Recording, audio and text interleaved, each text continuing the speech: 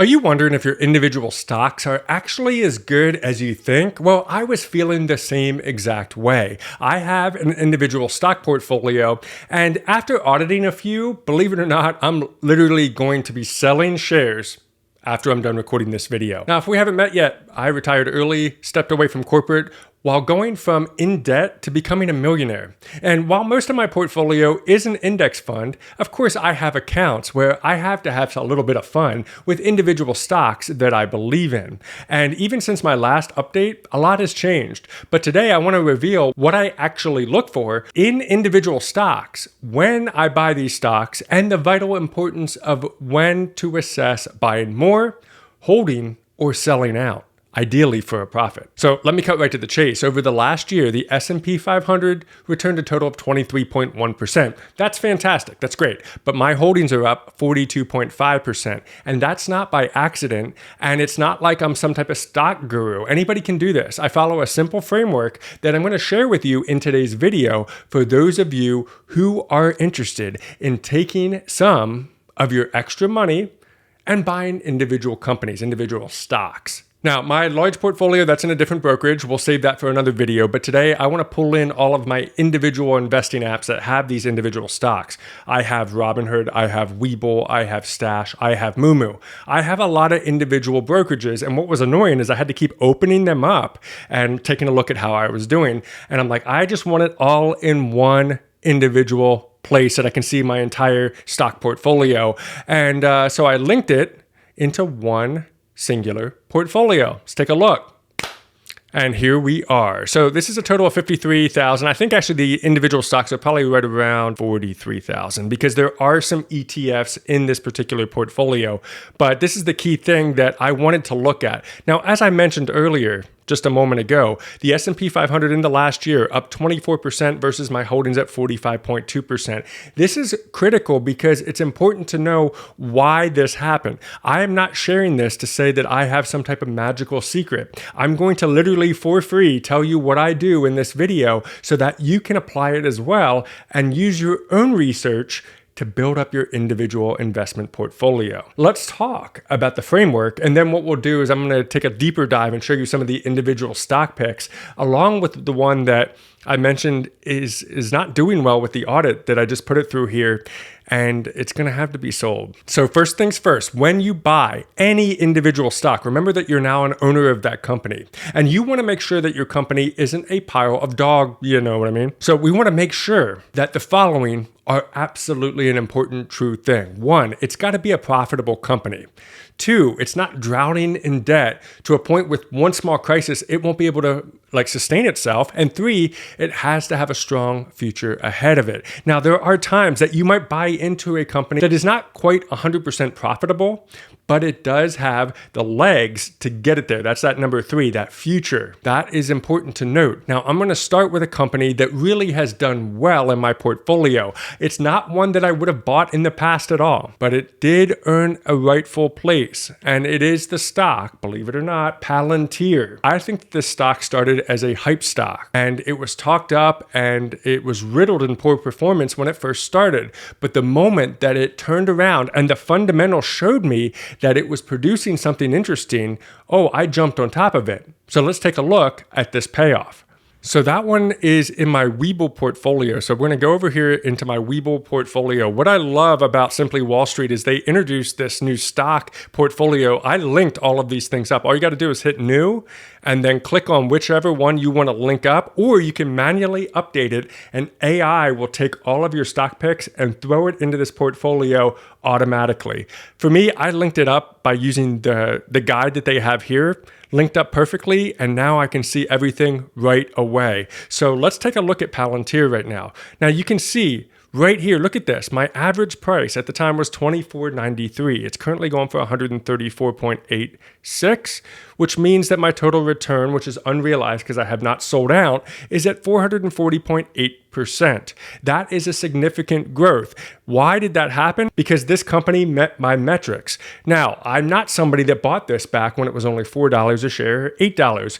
Those are the people that are speculating the company's going to do well. They obviously are getting paid off immensely because like if your average price is $4, $8, whatever that may be, and it's now going for 134, and you took the time to continue to invest and you have a massive amount, you're looking good. And you should be very happy about that. If you do own Palantir, drop a comment down below with how much you've made, if you don't mind sharing. What I love about this particular company and why it earns a piece in my portfolio is that if you come down here to the analysis in Simply Wall Street, you will see all of the things that I mentioned: profitability, debt, performance, future growth, past performance, and financial health are looking good. The only thing that's suffering a little bit is dividends in this particular snowflake and a little bit in the valuation sector. But obviously, this is not a company that's going to pay a dividend. Why? Because it's a growth company. It's a company that's reinvesting any profit it makes back into growing the company even stronger.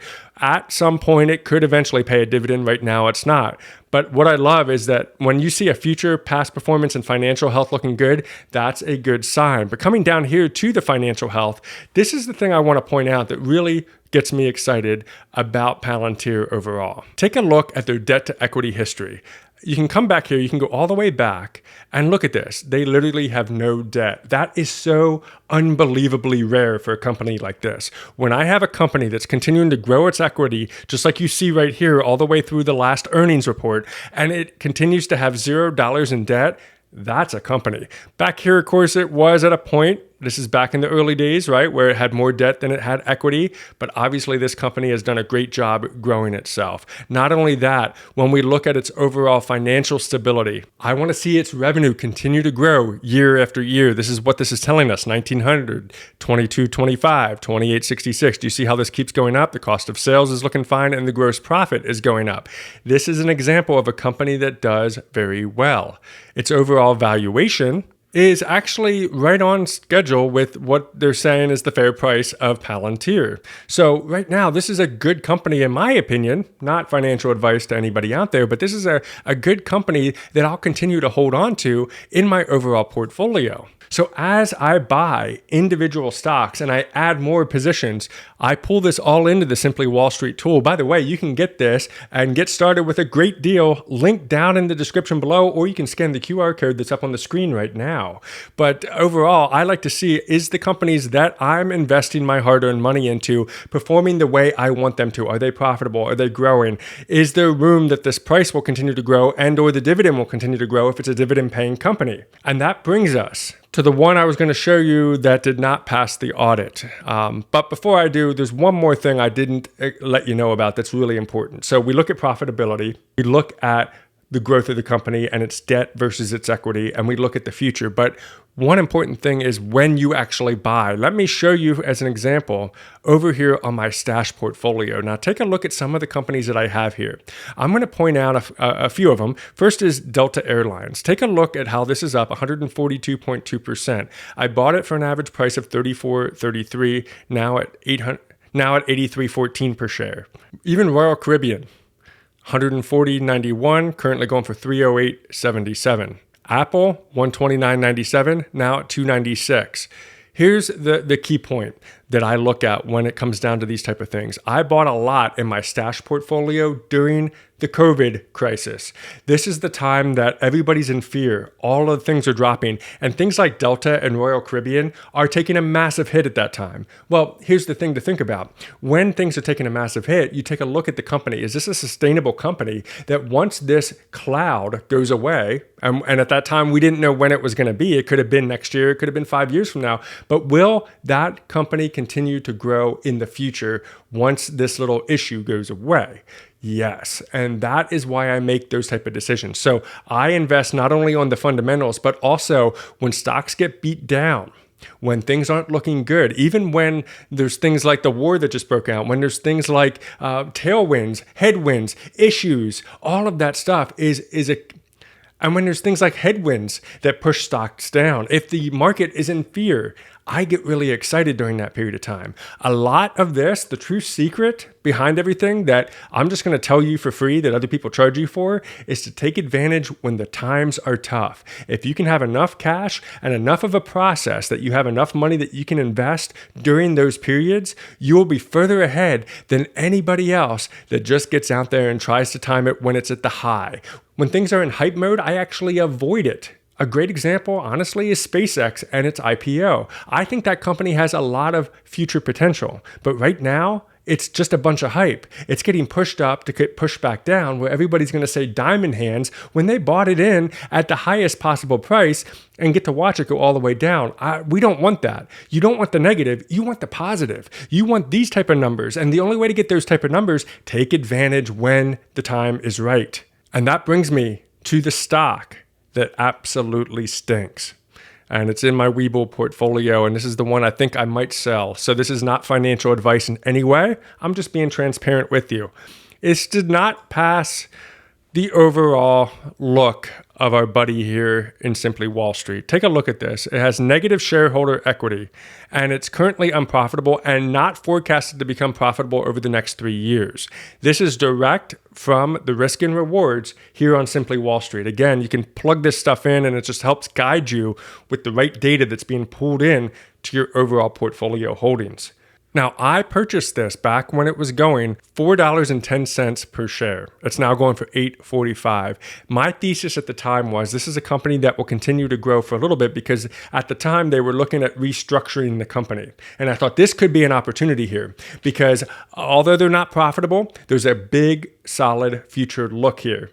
And they're beat down a little bit. That $4 was a little bit lower than I think that they needed to be at. So I bought in at that time, put a total of $123. It's now up to $254.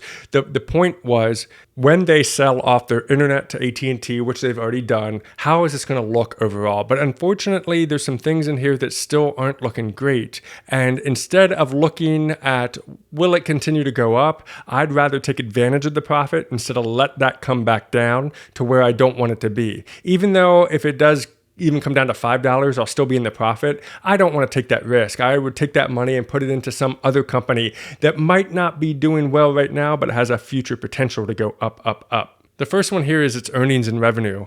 See how, you get some revenue, but you're negative $1.7 billion in earnings. This is against my overall valuation model. Is the company profitable? No, it's not. Does it have future opportunity to become profitable? Well, as you saw from Simply Wall Street's analysis, yeah, not anytime soon. And that is something that I need to seriously weigh on this entire thing. If I click on the data here in the revenue and expense breakdown, they're not doing the best job. If you wanted to see revenue continue to grow over time, that's what we want in our companies. 17 to 14 to 13 to 12, they're going backward. This is the opposite of Palantir. Gross profit is also going backward. And as far as their overall balance sheet, they have more liabilities than they do assets. Now, what that means is if they do have to liquidate, they have more debt than they have assets to cover that debt, which means that they're going to tap into shareholder equity. That's not great. Short-term liabilities, they have negative shareholder equity, which is a more serious situation than short-term assets not covering short-term liabilities. Long-term liabilities, also negative. This is a big deal. What we would want to see is this to start turning around, and then at that point, this could be a potential buy opportunity in the future. But in the meantime, you either stick with it and hope it works out, but to me, that can kind of feel like gambling, or we just take the higher route and move on from it. Now, if you feel like I didn't tell you all the stocks that I own, here they all are, not financial advice, but it's important to note that the ones that I audited and the ones that I showed you in today's video are the big ones. The rest of them, we'll see how they go over a period of time. If you'd like more videos like this, let me know in the comments. Your journey is going to continue right up here. Click on this video next. Keep building your Sharpe money, and we'll see you on the next video.